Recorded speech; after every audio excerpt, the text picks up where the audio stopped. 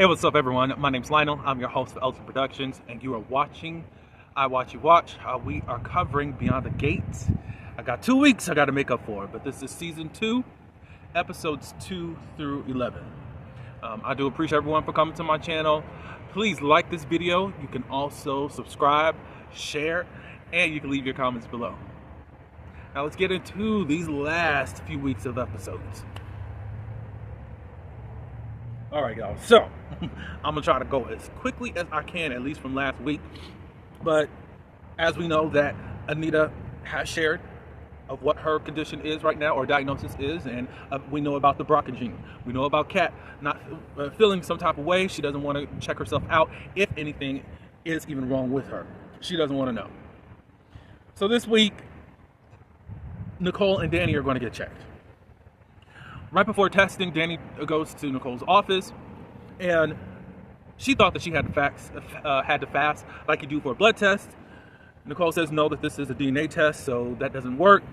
Danny is hungry, and Nicole has some healthy snacks that Ted used to give Nicole, that Nicole still had in her desk area. So this was just funny to me, and that's why I'm bringing it up. She ends up eating one of Ted's favorite healthy snacks, and she ends up being grossed out about it. And she says his taste in snacks and side pieces are equally trash. Go ahead, Danny. Go ahead. They do talk in regards to, they just talk about the exes for a minute. And even over the BRCA gene, whatever happens, we still need to be there for their father. And Shanice arrives to draw the blood. At the country club, Ted and Andre meet up, and Andre worries the Dupree family health crisis could draw Danny back to Bill. Ted advises his nephew that if Bill doesn't stay in his lane, you put him there. And that's cool. We kind of don't really encourage Ted to give anyone any advice, because it's like, bruh, you dropped the ball in your whole situation with your own marriage. So, Tomas, he stops by Kat's. He brings by a healthy green smoothie. Of course, Kat, she's been drinking and all that, but he's doing this as a way of care and to help to detoxify her. She holds her nose as she chokes down what she prefers to something as the Hulk would drink to maintain his complexion. She starts to feel better despite her repulse of actually doing it. Tomas reveals that he learned from Bill that she could carry the BRCA gene, because before she was like, how did you find out? And Thomas wanted to know, why didn't you tell me? She's trying to process this all herself. And she also says that she's not going to get tested. He encouraged her to lean on him, but she says that she needs to figure things out alone before she opens up to someone else. There is a scene later on this week that I really enjoy between Kat and Tomas. Tomas is still no Moss, but look, for whatever reasons, the writers have still kept Tomas and Kat together. I wish they wouldn't, but anyways, there was a time where she finally was opened up to him, and I think that we'll discuss that a little bit later on. Madison ends up educating Chelsea in regards to this BRCA gene and about triple negative breast cancer. It affects black women at a higher rate. Women carrying the BRCA gene have a higher chance of developing breast and ovarian cancer. For men, if they got to have the BRCA gene, it's prostate and pancreatic cancer. Even if Chelsea's mom has the gene, it doesn't mean she passed it on to her. But early detection is key. Then we get some backstory about why Madison and her mother does not get along. Madison lost one of her aunts, one of her mom's sisters, to a battle with cancer. The aunt listened to the mother because, you know, she's more into this natural healing type of way of, and doesn't believe in Western medication and all that, and science. She listened to her mother as to how to treat herself instead of going to a doctor. The aunt ended up passing away. So that at that point, Chelsea really understood why there is this friction between Madison and her mom at this point. Also, now that Madison's a doctor, I'm sure that Madison's mom does not really respect the profession that she's in. Possibly there just need to be a meeting of the minds as to how to help heal. I think that You don't have to rely totally on science. I think that there is a meeting in the middle of natural stuff instead of all the stuff that they do. I mean, chemotherapy is basically tearing up your body. It's really, because you got to attack this cancer at the same time you're attacking other things within the body. That decreases the function while going through the chemotherapy. So, hey. Chelsea ends up calling a sister cuz time, meaning Naomi, Catherine, and Martin, they need to get together. But beforehand, Naomi confides at Orphogenies to Jacob about Anita's future. They cringe while they're talking about it as Leslie and Marcel walk through the door and they have lunch. They're sitting up there flirting with each other. Later on, Jacob goes over to Marcel after Leslie leaves because she's already set up that they are going to go someplace and smash. But Jacob warns Marcel about his new lady friend. But he ignores it and just basically says, I'm a grown man, I can handle myself. Leslie comes back in, has her few little digs at Jacob, and then he leaves to go hit the sheets with her in her hotel room. Later on, of course, Jacob and Naomi assures Naomi that he's there for her during this crisis. He doesn't want to leave her side. So the cousins and sister do meet up minus Martin. Kat relays that Martin has congressional business, which she snarkily translates as him stress eating at a bougie restaurant while complaining to Smitty that the world doesn't revolve around his schedule. As Chelsea and Naomi bring up their mothers getting tested for the BRCA gene, that's when Kat shuts down. Chelsea even tells the story about Madison's aunt, and that still doesn't sway Kat. Then while there, they received news that their mothers had the blood drawn, and now they wait. Back at Danny and Andre's home, he comes home and comforts her and says, I think you probably need rest because I know that you did not rest at all. So they get into the bed and cuddle. He puts a blanket over her and says, I got you, always. Ted and Shanice are at the hospital. I think Shanice was thinking about the kiss or whatnot. Shanice tells Ted that Nicole could probably use him to lean on right now. He invites her to dinner at the cafeteria later and then lends support to Nicole in her office. He wistfully smiles when she hands him one of his snack bars to appease his growling stomach. Yeah, because he was supposed to be meeting with Shanice and his stomach instantly started growling. Cute scenes at the end and all that good stuff. Alright, so this is the next day. While Martin distracts Vernon with the prep for his town hall, Tracy drops by to see Anita. Anita does her best to keep things breezy and away from the cancer talk. However, Tracy knows she's feeling guilty over possibly passing over the BRCA gene onto her family. Anita is defensive and lashes out. Tracy employs her to stop pretending that this will be easy and that she has everything under control. Anita counters that there will come a day when she's weak in the hospital, but today she will live for now. Make no mistake, she will fight this. However, I see fit. I think both had great arguments, but she's like, let me do it this my way and stop. No. It's hard when you're in that position of being sick and then you have to, someone's trying to coach you at how you should handle it. It's my body that's going through this type of stuff. Vernon comes in, Anita's unleashing onto Tracy, and she rants about the things that she still wants to do. And I want it all, damn it. She throws her teacup across the room. Tracy is relieved to see that Anita isn't repressing her feelings. And Vernon insists Anita doesn't need to protect them. It's not just happening to her, but to all of them because they love her. And they vow that they will get through it. Joey and Marcel, they are recapping Joey's reason for his long-term fling with Vanessa. Vanessa learns from Nicole about the BRCA gene. She talks in regards to how lucky she is to have good medical care, health care, because they have finances and emotional support. And she wants to donate more to cancer research and, as promised, the universe to pay it forward if Anita survives this. Hopefully, even if she doesn't survive it, which I believe she will, that you still pay it forward for the next person that needs the care. Joey assures Marcel that all the evidence pointing to them for offing Dougie is dead and buried. Plus, Vanessa is happier now than ever she was with that drunk Dougie. I just hate that. I hate that. And I'm going to speak a little bit more about that when we get into next week, because it just seems like Dougie is the only one that does not get any type of redemption. I hate that. She says that she deserved better, and now she has it, as she's telling Nicole. An emotional Vanessa calls Joey, needing to meet. Joey, who's concerned, orders Marcel to look out for her and to keep her safe. When Vanessa arrives, she tearfully assures him she's not in danger, but she's upset about Nicole and asks him to take Leslie up on her offer about the free clinic. And it's just cringe that you're sitting up here, you don't know it, with your husband's murderer.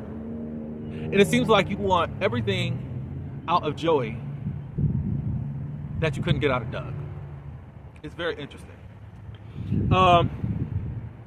He doesn't think it's a good idea, but Vanessa implores him to think about all the lives that could be saved, and it could honor people like Doug's.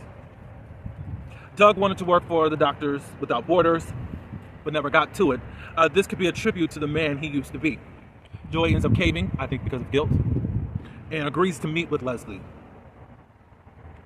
At Orphogenius, we don't need to talk about Isaiah and Eva because it's just flirting. This is a heavy topic this week, or that last week.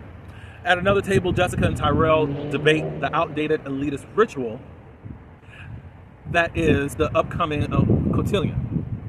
Tyrell reminds her how excited Samantha is about it, but Jessica assumes that just because they weren't bombarded since birth with performative trappings of wealth.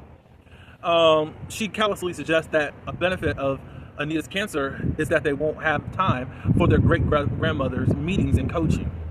She immediately apologizes, and then because Tyrell wasn't having that, but then dreams of going to college with real people who don't care what her parents do.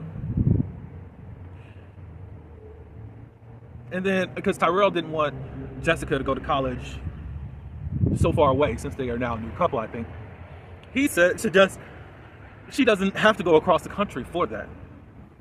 When Tyrell introduces Jessica to Eva, aunt, she mentions that Isaiah works at Banneker. Tyrell prompts him to explain that they welcome students from all economic backgrounds. However, that just leads to another debate about the cotillion. After the teens leave, they decide that they want to go back. They have a little nice lunch. They decide to go back to her place to play strip spades. Now spades is just passing it enough. I'm sure y'all gonna either fight or fight. All right. Leslie, she goes to the casino dressed to kill under Brandy's leering eye. Joey agrees to fund her clinic but wants something in return. And no, not sex, but the clinic dedicated to Doug McBride. Leslie senses he must feel guilty over Doug racking up a gambling debt in his casino, getting loaded there and driving into a ravine. Not to mention getting busy with his widow. Clock it. Joey has no use for remorse. He just wants to honor the father of Vanessa's children. Leslie offers to name a room for Doug instead. After lending Danny a shoulder to cry on and advises her to lean on her current husband and not her ex, Vanessa learns Joey agreed to finance the clinic. She promises he won't regret it. We'll see about that. Marcel meets Leslie at Uptown and warns her about partnering with Joey. He's not someone she wants to cross. And then she says, neither am I. So game on. I want to see them both do the worst damage to each other. Bring it on. I want to see what happens. Still, she should make sure Joey funds the clinic with money from his clean businesses. Brandy enters and witnesses them kiss. And at the hospital, Ashley picks up on Shanice and Ted's flirtation and digs for further details. Shanice gives her work to do instead. It's not much of a task, however, because Ashley is back to pestering. Shanice is in no time. Shanice eventually caves and admits she and Ted kissed on New Year's Eve. And Ashley wonders why she's encouraging Ted to spend time with Nicole then. Respecting HIPAA laws, Shanice answers by instructing her to check on test results for Nicole and Danny Dupree.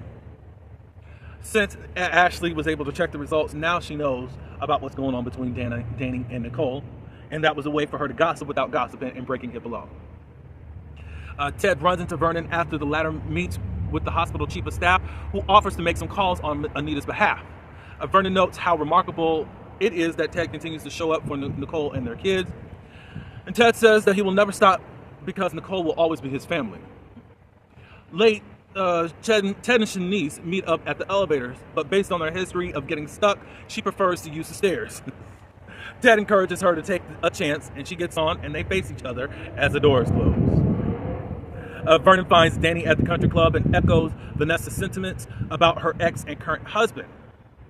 Hamilton is a ratty old pair of sneakers that should have been tossed out decades ago. And Andre is Louis Vuitton's. High-end. Slip your feelings into him. When Vernon leaves, Danny gets a text from Bill wondering how she is doing. Now we're about to start this other conversation with Tyrell, with his parents and grandparent. Nicole brings by breakfast to Martin and Smitty's house so that she can discuss the cotillion with Samantha. The Mopey teen perks up, but wonders if it's a bit frivolous considering her great-grandmother could be dying of cancer. Nicole assures Samantha that Anita won't hear of her skipping it. So, look. As Nicole gushes over the tradition that prompts black excellence, Tyrell calls it pretentious and invokes respectability politics. Nicole does agree. However, she does point out that their history of triumph makes the difference. But Tyrell feels the cotillions, fraternities, and sororities are classes. Whew. Clock it. But I guess I shouldn't say that. I've never really been a part of a fraternity, so maybe I shouldn't. But if you all are a part of a fraternity, let me know. Martin wonders where his son is getting this from, leading Samantha to support tattle that is coming straight from Jessica's mouth. Nicole suggests her grandson research how all of those groups give back, but thanks him for giving her something to think about, and she hopes that she's given him a different perspective as well. She offers to bridge the generational divide and talk with Jessica, should she be interested. I think that was a very good talk. You know, there is a barrier between all of these type of things, you know, that can be really rooted in black excellence that we have been accustomed to, that is very discriminating. It's for the ones that made it and not for people that making it every day. They don't have a fleet of Bentleys in their garage, but however, guess what? I'm doing the best I can with what I got, and I feel excellent in still maintaining a roof over my head, bills paid. My children are okay. They're going off to college. They got to get scholarships. Cool, whatever. They're fine. They're not in jail and all that good stuff. And I think that we leave behind people that are still doing their best to make it, that just don't have the same, they're not in a different tax bracket than ourselves. You know, it can come off that way, and I think that our black community does suffer through that sometimes, because it's like, it comes from also white patriarchy, because we'll still sit up here and want to be classified or think that we are going to get the approval of white people, and it's just never going to happen, unfortunately. We're always going to be seen as less than, not of our fault at all, but it's just that way. I don't think that there's anything wrong with wanting better for yourself than just even the status quo. I just say, don't think that your excellence is not on the same grounds as someone else being excellent in their own lane as far as how they see fit. They may not want to go up there. They like it down here, and they are maintaining what they do have. All right, so the night before Anita starts chemo, she plans for a delicious last meal. Since they know that don't know if she'll be able to stomach one tomorrow. So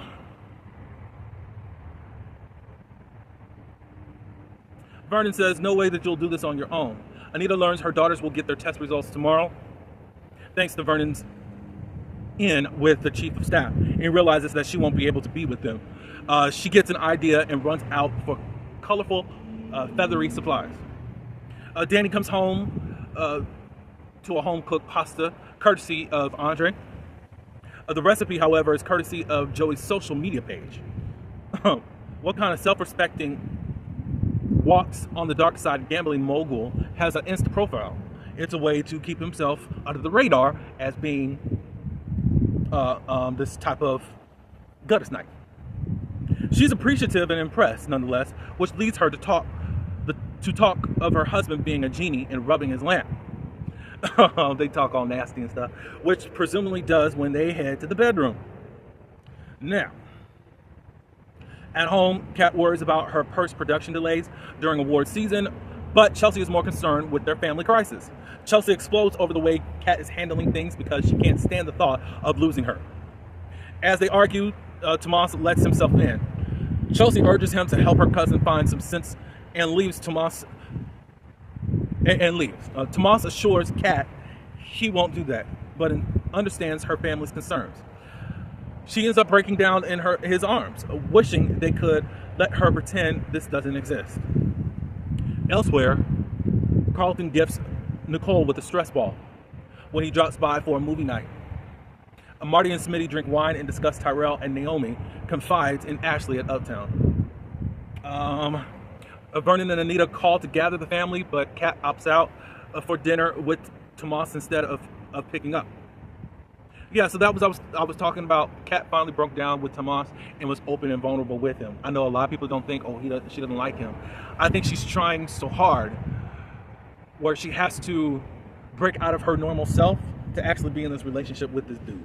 Again, I think that Tomas is trash, but I gotta go with the flow right at this moment, and at least Kat was able to open up to him. When Danny, Andre, Martin, Smitty, Chelsea, Nicole, and Naomi arrive at the house, Anita reminds them how much they love New Orleans. Therefore, they decided to bring the spirit of the Big Easy to Fairmont Crest. Since second lines are about any celebration, not just the final one, they hand out parasols, handkerchiefs, and beads and dance around the living room before they parade their way to the kitchen for gumbo and king cake. Anita says that tomorrow things will get harder, but tonight they will celebrate what they have. And then she says, and I have more than most. I have all of you. I thought that was just so great. I love seeing them celebrate in this way.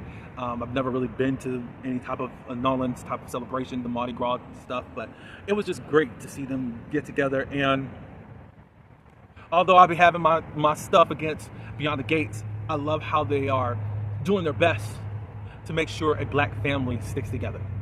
Even though I'm ready for them to go full Melrose Place, because I do want Jacob and Kat to get together, but hey. We shall see in the future, because next week Naomi, and that's where I'll leave it there. As they eat in the living room, Naomi finds the baby in her cake. Crowning her, Anita declares that she has to throw the Mardi Gras party next year. Naomi agrees as long as Anita is their queen again. Anita assures her she's not going anywhere anytime soon. Martin, Nicole, and Chelsea all reach out to Kat, urging her to come over. However, Kat turns her phone over when it starts blowing up while at Uptown with Tomas. Making a toast with the mocktail, Anita says that she'll allow her family to dote on her, but encourages them to use some of that energy to care for each other. After she throws more beads and Vernon puts an end to his daughter's tales of taking off their tops for them, they gather for a group photo and they all yell, "Big Easy." Very good. Oof. Y'all have been very creative thus far for season 2 of Beyond the Gates. I will say that much, writers. And y'all actually have had me kind of calm down against y'all. I'm appreciative of that. Please know that. Oh. At home, Chelsea gets word that a stylist might be accessorizing her client with Chelsea Cat bag at the Golden Globes. She's excited, but Grant's diagnosis overshadows everything. Kat thanks her cousin for the text last night, but she feared she'd be walking into an intervention, not a party. And I think that Chelsea ended up saying, oh, we would not have let that happen. I would have not let that happen if they were planning on doing that to you. When Kat learns their mothers are getting their test results today, she regrets that Nicole didn't feel she could tell her. After reaching out to her mother, she tells Chelsea she just wants things to go back to the way that they were. Nicole stops by Martin and Smitty's while waiting for her test results. Smitty makes her a smoothie, and Carlton calls to check in. When Nicole admits that they're dating, Martin wonders if this is the time to jump into a relationship. And Nicole wonders if he's just being loyal to his father, or if people are just seeing it for what it is, Nicole. It's quite weird that you are now dating your ex-husband's best friend, who has admitted to confiding in that best friend when he was having problems at home. Martin wonders if this is the time to jump into the relationship. Nicole, she gets the alert that her test results are in. She's not a BRCA gene carrier. All right, one down, one to go.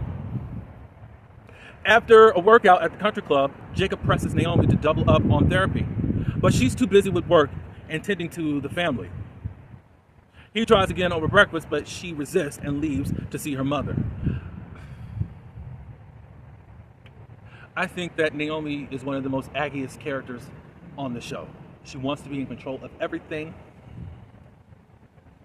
And Jacob is doing all that he can as a husband to be there for his wife. But she insists on being on this decree, this independent woman. She can handle everything. No, you can't. Jacob runs into Andre, who is on his way to the gym, while Danny stays glued to the hospital portal at home. Jacob knows Andre didn't sign up for this when he married into the family. And Andre says, I signed up for all of it. Go ahead, Andre. But admits it is new territory. Jacob understands, and the men commiserate over the their self-reliant wives not always loving their attempts at support. After Naomi arrives at Danny's place, Nicole calls to report that she doesn't have the gene. Naomi checks Danny's portal, and her solemn expresses tells Danny everything that she needs to know. Looks like Naomi and Chelsea are gonna need to get tested. Danny tells her sister. Nicole rushes out of Martin and Smitty's home, and Naomi gives Danny a pep talk. Naomi leaves to tell Chelsea in person, and Danny calls Andre, but he left his phone at home. When Chelsea gets word that their bag didn't make the cut due to an outfit change, she and Kat brainstorm on ways to reach more stylists. Chelsea comes over and relays the news that Danny tested positive for the gene. Kat assures Chelsea and Naomi that she is always there for them. She's ashamed that she wasn't there last night, but that won't happen again.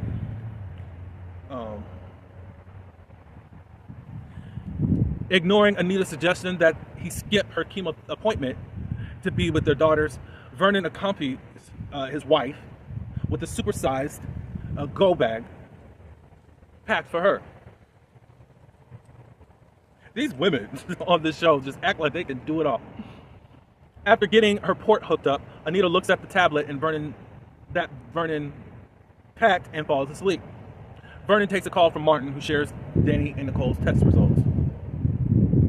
After Chelsea and Kat and Naomi come to Danny's house to offer support, she goes to take a nap. She didn't get much sleep last night and doesn't want to look a wreck when she sees her mother. When Nicole comes over, Kat apologizes to her understanding mom for making things harder for everyone. At the country club, Andre puts a to-go food order for Danny at the bar. And nearby, Carlton wishes good news on testing. And then Andre declares, either way, I'm all in forever. Anita wakes up at the hospital and asks Vernon if the girls got their test results. Vernon says that he hasn't heard anything yet, even though he did. Meanwhile, Nicole crawls into bed with an emotional Danny and holds her. So I decided to just break off this video right now. So you're just getting episodes 2 through 6 right now. Come right back over. I'll have episodes 7 through 11 up. Which is for this week's episodes. I appreciate everyone for coming to my channel. Give me your thoughts and all that of what all transpired. Beyond the Gate's been hitting it out of the ballpark since season 2. Like, comment, share, subscribe. Until the next one, peace.